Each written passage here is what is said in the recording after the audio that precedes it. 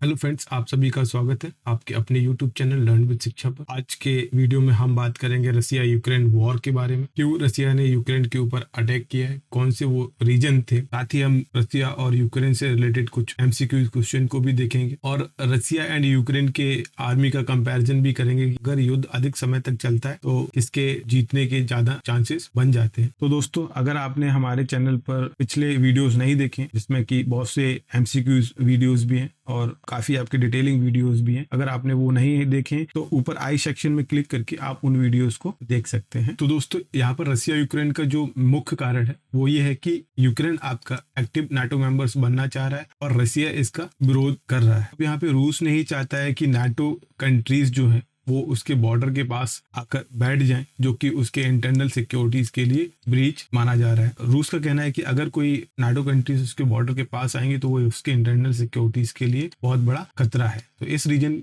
की वजह से रसिया नहीं चाह रहा है कि यूक्रेन आपका नाटो मेंबर्स बने। वहीं पर आपका यूक्रेन ये सोच रहा है कि अगर वो नाटो का एक्टिव मेंबर्स बन जाता है तो रसिया उसके ऊपर कभी अटैक नहीं कर पाएगा और वो अपने कंट्री की इकोनॉमिक कंडीशन को इम्प्रूव कर सकेगा। दोस्तों, नाटो आपका यहाँ पे आंतरिक सुरक्षा को लेके एक संगठन है जिसमें कि आपके यूएसए सहित 13 यूरोपियन कंट्रीज हैं इसमें शामिल। इस संगठन का मुख्य उद्देश्य है कि अगर किसी एक नाटो कंट्रीज पे कोई अटैक होता है तो उसके फेवर में, उसके सपोर्ट में खड़े होना और एक दूसरे के जो भी नाटो की 30 देश हैं उनके बीच में इकोनॉमिकल कंडीशन को फेवरेबल करना। तो चलिए दोस्तों, यहाँ पर रसिया एंड यूक्रेन का मिलिट्री पावर चेक करते हैं। globalpower.com के अनुसार पावर इंडेक्स की सूची में रूस दुनिया के 140 देशों की सूची में दूसरे स्थान पर आता है, जबकि यूक्रेन 22वें नंबर पर आता है। रूस आबादी के मामले में 9वें नंबर पर और यूक्रेन 34वें स्थान पर आता है। यानी रूस के पास 14.23 करोड़ की आबादी है तो यूक्रेन के पास 4.37 करोड़ की आबादी है। करीब 9.85 करोड़ की पॉपुलेशन का यहाँ पर अंतर है। अगर दोनों कंट्री के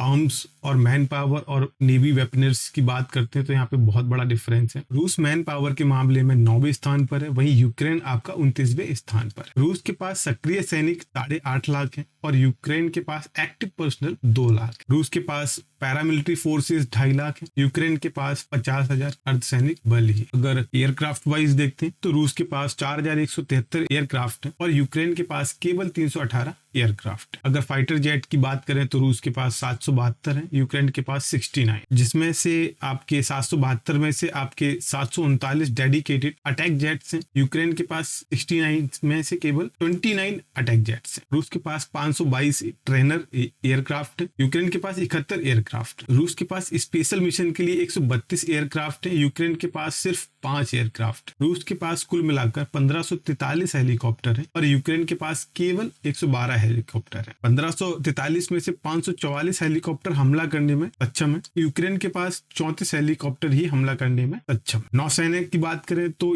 रूस के नौसैनिक फ्लीट में 605 है और यूक्रेन के पास सिर्फ 38। रूस के सबमरीन की बात करें तो उसके पास 70 सबमरीन है, यूक्रेन के पास अगर सबमरीन की बात करें तो उसके पास एक भी सबमरीन नहीं। तो दोस्तों, अगर आप हमारे चैनल पर नए और अभी तक आपने हमारे चैनल को सब्सक्राइब नहीं किया तो चैनल को सब्सक्राइब कर लें, वीडियो को लाइक करें, वीडियो को शेयर करें और वीडियो पे कमेंट्स करें। अगर आपको कोई भी डाउट है, किसी भी प्रकार का डाउट है, आप किसी भी तरह के टॉपिक के ऊपर अगर वीडियो चाहते हैं तो आप हमें कमेंट सेक्शन में जरूर बता सकते हैं। साथ ही इस वीडियो का पीडीएफ पाने के लिए आप हमारे टेलीग्राम चैनल को ज्वाइन कर सकते हैं, लिंक आपको डिस्क्रिप्शन में मिल जाए। अब बात कर लेते हैं परमाणु बम की। दोनों देशों में इसके पास अधिक परमाणु बम है और कौन अधिक पावर रखता है परमाणु बम सेक्शन में। इन बमों को ताकत या परमाणु के नाभिकीय या न्यूक्लियर कणों को तोड़ने या फिर उन्हें जोड़ने से मिलती है, जिसे विज्ञान की भाषा में संलयन, फ्यूजन या विखंडन। दुनिया में अब तक 2 बार परमाणु बमों से हमला किया गया जिनसे भयंकर नुकसान हुआ। 6 अगस्त को अमेरिका ने जापान के हिरोशिमा शहर पर और 9 अगस्त को नागासाकी पर परमाणु बम गिराए थे। हिरोशिमा में 80,000 और नागासाकी में लगभग 70,000 से ज्यादा लोगों की मौतें हुई थी। दुनिया में अभी केवल 9 देशों के पास परमाणु हथियार हैं। वो देश हैं आपके अमेरिका, ब्रिटेन, रूस, फ्रांस, चीन, भारत, पाकिस्तान, इजराइल और North Korea. Stockholm International Peace Research Institute SIPRI ने पिछले वर्ष अपनी एक रिपोर्ट में बताया था कि 2020 के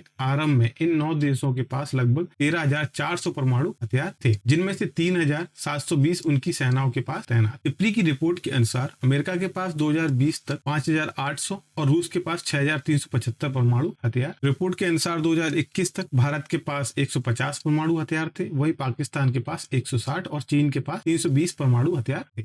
न्यूक्लियर हथियार दो प्रकार के होते हैं, जिन्हें उनके काम और विनाश करने की शक्ति के आधार पर बांटा गया है, जैसे एटम बम और हाइड्रोजन बम। अब कुछ एमसीक्यूज पे बात कर लेते हैं, जो एमसीक्यूज आपके एग्जाम्स में पूछे जाते हैं। यूक्रेन देश के राष्ट्रपति कौन है? तो दोस्तों इसका आंसर है ए, वोलोदिमीर जेलेंस्की। इनका जन्म 25 जनवरी 1978 को यूक्रेन के क्रीवी रीह में यहूदी माता पिता के घर हुआ था। जेलेंस्की ने कीव नेशनल इकोनॉमिक यूनिवर्सिटी से कानून की डिग्री के साथ ग्रेजुएशन किया था। यूक्रेन की प्रथम महिला और यूक्रेन के राष्ट्रपति वोलोदिमीर जेलेंस्की की वाइफ का नाम ओलेना जेलेंस्का। ओलेना यूक्रेन आर्किटेक्ट, स्क्रीन राइटर है। दिसंबर 2019 में जेलेंस्का को फोकस मैगजीन द्वारा 100 सबसे प्रतिभाशाली यूक्रेनियन की सूची में 30वां स्थान दिया गया। यूक्रेन के राष्ट्रपति व्लादिमीर जेलेंस्की और उनकी वाइफ ओलेना के 2 बच्चे हैं, इनमें एक बेटा और एक बेटी है। उनकी बेटी का नाम अलेक्जेंड्रा, बेटे का नाम क्रीलो है। जेलेंस्की ने 2019 का चुनाव 73% वोट के साथ जीता था। इनकी पार्टी का नाम सर्वेंट ऑफ द पीपल्स है। अगला क्वेश्चन है दोस्तों, यूक्रेन एक स्वतंत्र देश कब बना? तो इसका आंसर है बी, 1991। 19वीं शताब्दी में इसका बड़ा भाग रूसी साम्राज्य का और बाकी का भाग ऑस्ट्रो हंगेरियन नियंत्रण में था। कुछ वर्षों के पश्चात 1922 में सोवियत संघ के संस्थापक सदस्यों में से एक बना। 1945 में यूक्रेनियन एसएसआर संयुक्त राष्ट्र संघ का सह संस्थापक सदस्य बना। सोवियत संघ के विघटन के बाद 24 अगस्त 1991 को यूक्रेन पुनः स्वतंत्र देश बना। यूक्रेन दुनिया का 46वां सबसे बड़ा देश है, मैडागास्कर से पहले दक्षिण सूडान के बाद। यह पूर्णतः यूरोपीय सीमा के अंदर आने वाला सबसे बड़ा देश है एवं यूरोप का दूसरा सबसे बड़ा देश है। यूक्रेन एक गणराज्य है जिसमें अलग विधायी, कार्यकारी और न्यायिक शाखाओं के साथ एक मिश्रित अर्ध संसदीय अर्ध राष्ट्रपति प्रणाली लागू है। यूक्रेन विश्व पर्यटन संगठन की श्रेणी के अनुसार आने वाले पर्यटकों की संख्या से यूरोप में 8वें स्थान पर। यूक्रेन में कुल 457 शहर, जिनमें से 176 ओब्लास्ट वर्ग, 279 छोटे रायन स्तरीय शहर और 2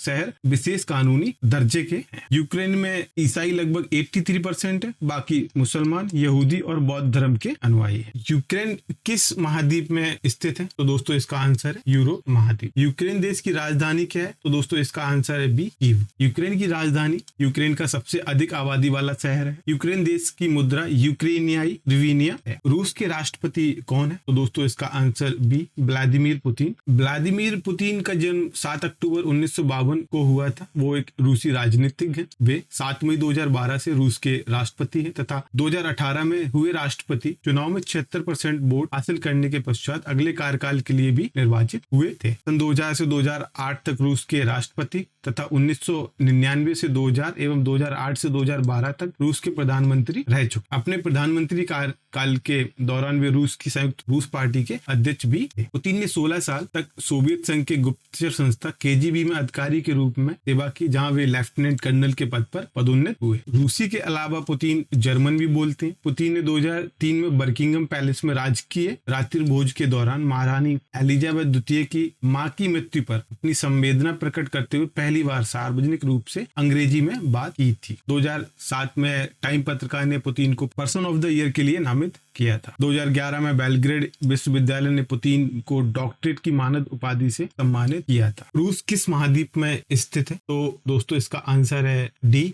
एशिया और यूरोप, जिसको हम शॉर्ट में यूरेशिया भी बोलते हैं। क्षेत्रफल की दृष्टि से सबसे बड़ा देश यूरोप एवं एशिया महाद्वीप के बीच में। इसका विस्तार बाल्टिक सागर से प्रशांत महासागर तक है। रूस की राजधानी क्या है? तो दोस्तों इसका आंसर सी, मॉस्को है। मॉस्को राजधानी यूरोप का सबसे बड़ा शहर है, जबकि सेंट पीटर्सबर्ग दूसरा सबसे बड़ा शहर और देश का सांस्कृतिक केंद्र। रूस की मुद्रा क्या है? तो दोस्तों इसका आंसर है ए, रूबल। रूस की मुद्रा रूसी रूबल है। रूबल दुनिया की सर्वप्रथम दशमलव मुद्रा है। रूस रूबल का उपयोग 13वीं शताब्दी के बाद से प्रचलन में आया। यह ब्रिटिश पाउंड स्टर्लिंग के बाद दूसरी सबसे पुरानी राष्ट्रीय मुद्रा मानी जाती है। रूस की संसद को किस नाम से जाना जाता है? तो दोस्तों इसका आंसर है बी, डूमा के नाम। रूस की संसद का नाम डूमा और संघीय परिषद है। रूस के विभागों के भी कई प्रकार है। रूस में गणराज्य, स्वायत्त प्रदेश, केंद्रीय नगर, स्वायत्त जिले जैसे घटक विभाग हैं। अगर इन्हें संयुक्त रूप से प्रदेश कहें तो रूस के 83 प्रदेश हैं, 40 प्रांत हैं। 21 गणराज्य, 9 स्वायत्त रियासत है, 4 स्वायत्त जिले हैं, 1 स्वायत्त प्रांत और 2 केंद्र शासित नगर। अगला क्वेश्चन है दोस्तों, क्षेत्रफल की दृष्टि से दुनिया का सबसे बड़ा देश कौन सा है?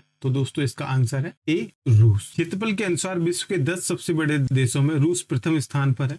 रूस से 16 देशों की सीमा लगती है। जनसंख्या की दृष्टि से विश्व में 9वां सबसे बड़ा देश है। रूस संयुक्त राष्ट्र संघ का स्थायी सदस्य भी। अगला क्वेश्चन है दोस्तों, विश्व का सबसे लंबा रेल मार्ग कौन सा है? तो दोस्तों इसका आंसर है बी, ट्रांस साइबेरियन रेल मार्ग। विश्व का सबसे लंबा रेल मार्ग ट्रांस साइबेरियन रेल मार्ग है, जो साइबेरिया रूस में स्थित है। इस रेल मार्ग की लंबाई 9438 किलोमीटर है। यह रूस के 2 बड़े शहर सेंट पीटर्सबर्ग को व्लादिवोस्तोक से जोड़ता है। दोस्तों अगला क्वेश्चन है, क्रीमिया किस देश का हिस्सा है? तो दोस्तों इसका आंसर है ए, रूस का। क्रीमिया पूर्वी यूरोप में यूक्रेन देश का एक स्वशासित अंग है, जो उस राष्ट्र की प्रशासन प्रणाली में एक स्वशासित गणराज्य का दर्जा रखता है। यह कृष्ण सागर के उत्तरी तट पर स्थित एक प्रायद्वीप। 26 जनवरी 2014 को हथियारबंद रूसी समर्थकों ने यूक्रेन के क्रीमिया प्रायद्वीप में संसद और सरकारी इमारतों पर कब्जा कर लिया था। 2 मार्च को रूस की संसद ने भी राष्ट्रपति पुतिन के यूक्रेन में रूसी सेना भेजने के निर्णय का अनुमोदन कर दिया था। 6 मार्च को क्रीमिया की संसद ने रूसी संघ का हिस्सा बनने के पक्ष में मतदान किया। जनमत संग्रह के परिणामों को आधार बनाकर 18 मार्च 2014 को क्रीमिया को रूसी फेडरेशन में मिलाने के प्रस्ताव पर रूस के राष्ट्रपति व्लादिमीर पुतिन ने हस्ताक्षर कर दिए थे। इसके साथ ही क्रीमिया रूसी फेडरेशन का हिस्सा बन गया। क्रीमिया 18वीं सदी से रूस का हिस्सा रहा है, लेकिन 1954 में तत्कालीन रूसी नेता ख्रुश्चेव ने यूक्रेन को भेंट के तौर पर क्रीमिया दिया था। दोस्तों अगला क्वेश्चन है, नाटो का पूर्ण रूप क्या है? दोस्तों इसका आंसर है E, North Atlantic Treaty Organisation. उत्तरी अटलांटिक संधि संगठन, North Atlantic Treaty Organisation. NATO एक सैन्य गठबंधन है। इसकी संरचना 4 अंगों से मिलकर बनी हुई है। पहला है परिषद। यह नाटो का सर्वोच्च अंग है। इसका निर्माण राज्य के मंत्रियों से होता है। इसकी मंत्री स्तरीय बैठक वर्ष में 1 बार होती है। परिषद का मुख्य उत्तरदायित्व समझौतों के धाराओं को लागू करना है। दूसरा है आपका उप परिषद। यह परिषद नाटो के सदस्य देशों द्वारा नियुक्त कूटनीतिक प्रतिनिधियों की परिषद है। ये नाटो के संगठन से संबंध सामान्य हितों वाले विषयों पर विचार करते हैं। तीसरा है आपका प्रतिरक्षा समिति। इसमें नाटो के सदस्य देशों के प्रतिरक्षा मंत्री शामिल होते हैं। इसका मुख्य कार्य प्रतिरक्षा रणनीति और नाटो और गैर नाटो देशों में सैन्य संबंधी विषयों पर विचार विमर्श करना। सैनिक समिति, इसका मुख्य कार्य नाटो परिषद एवं उसकी प्रतिरक्षा समिति को सलाह देना है। इसमें सदस्य देशों के सैन्य अध्यक्ष शामिल होते हैं। अगला क्वेश्चन है दोस्तों, नाटो की स्थापना कब हुई है? तो दोस्तों इसका आंसर है बी, 1949। नाटो स्थापना 4 अप्रैल 1949 को हुई है। इसका उद्देश्य क्या है? यूरोप पर आक्रमण के समय अवरोधक की भूमिका निभाना, सोवियत संघ के पश्चिम यूरोप में तथाकथित विस्तार को रोकना तथा युद्ध की स्थिति में लोगों को मानसिक रूप से तैयार करना, सैन्य तथा आर्थिक विकास के लिए अपने कार्यक्रम द्वारा यूरोपीय राष्ट्रों के लिए सुरक्षा छत्र प्रदान करना, पश्चिम यूरोप के देशों को एक सूत्र में संगठित करना। इस प्रकार नाटो का उद्देश्य स्वतंत्र विश्व की रक्षा के लिए, साम्यवाद के लिए और यदि संभव हो तो साम्यवाद को पराजित करने के लिए अमेरिका को प्रतिबद्धता माना गया है। नाटो के